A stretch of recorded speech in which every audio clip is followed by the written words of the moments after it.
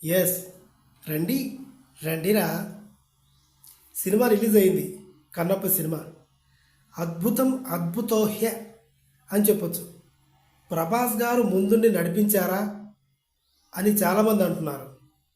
కాదు, ప్రభాస్ ఓ చెయ్యి వేస్తే మంచు విష్ణు రెండో చెయ్యి వేశాడు. ప్రభాస్ కోసమే సినిమా చూడాలి అని కొంతమంది అన్నారు. కాదు, మంచు విష్ణు కోసం, మోహన్ బాబు గారి కోసం కూడా సినిమా చూడొచ్చు.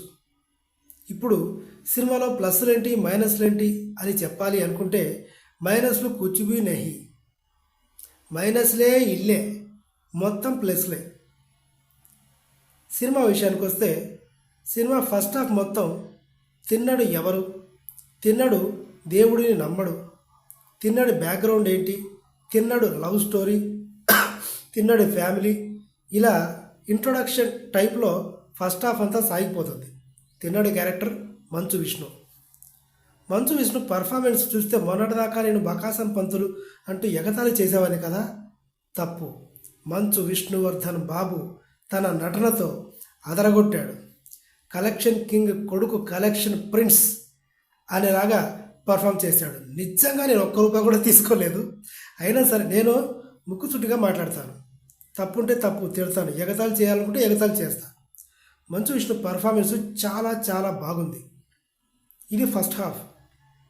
అంటే ఇప్పటిదాకా ఇంట్రడక్షన్లో మంచు విష్ణు పార్ట్ మాత్రమే ఉంటుంది. తర్వాత ఫైట్ సీక్వెన్సెస్, మోహన్ లాల్ గారి సీన్స్ ఇవి వస్తాయి ఫస్ట్ హాఫ్లో. సెకండ్ హాఫ్లో రుద్ర, ప్రభాస్ ఎంటర్ అవుతాడు.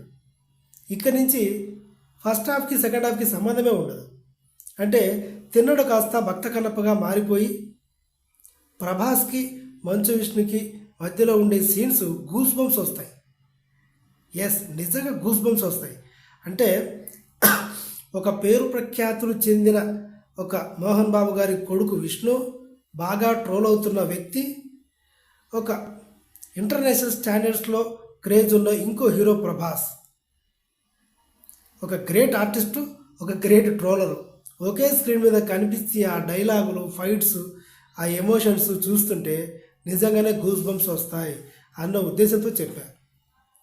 అల్టిమేట్గా ఉంటుంది సెకండ్ హాఫ్లో. ఫస్ట్ హాఫ్లో తిన్నడు ఇంట్రడక్షన్, సెకండ్ హాఫ్లో ప్రభాస్ గారి ఎంట్రీ, ఆ బ్యాక్గ్రౌండ్ స్కోరు, నిజంగా స్టీఫెన్ డివెన్సీ ఒక క్రిస్టియన్ అయినా సరే సినిమాకి అల్టిమేట్గా మ్యూజిక్ ఇచ్చాడు. నెవర్ బిఫోర్ ఎవర్ ఆఫ్టర్ అనేలాగా, ఎవడ్రా ఏఆర్ రెహమాను అనేలాగా ఉంటుంది. శివ శివ శంకర హర హర శంకర ఆ పాట ఇప్పటికీ మైండ్లో అదే తిరుగుతూ ఉంది. అదే పాట వాళ్ళ పిల్లలు హర్యానా వివాహం చేసిన పాటలు కూడా చాలా బాగుంది. ఆ పాట కూడా మంచు విష్ణు చిన్న కొడుకు అవరామ్ భక్త, ఆ బుడ్డోడు కూడా యాక్ట్ చేశాడు. పర్లేదు, బాగానే చేశాడు. సో సినిమా మాత్రం చాలా బాగుంది. మోహన్ బాబు గారు ఎంట్రీ ఇచ్చిన తర్వాత సినిమాలో ఆ మోహన్ బాబు గారి డైలాగ్స్ కానీ మనం ఆయనలో లీనమైపోతాం. ఇక మోహన్ బాబు గారి యాక్టింగ్ గురించి నువ్వేంట్రా చెప్పేదని మీరు అనుకోవచ్చు, కానీ చెప్పుకోవాలి.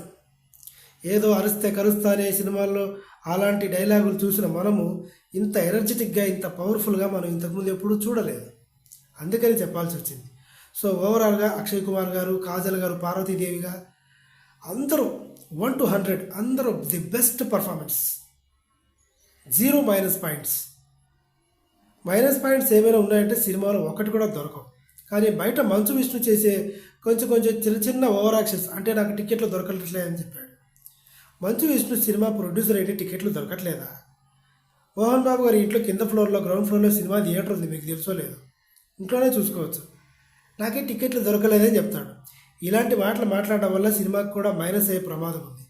కానీ 100కి 9 మార్క్స్ రేటింగ్. ఇది Kannappa cinema. Please subscribe my channel. Thank you.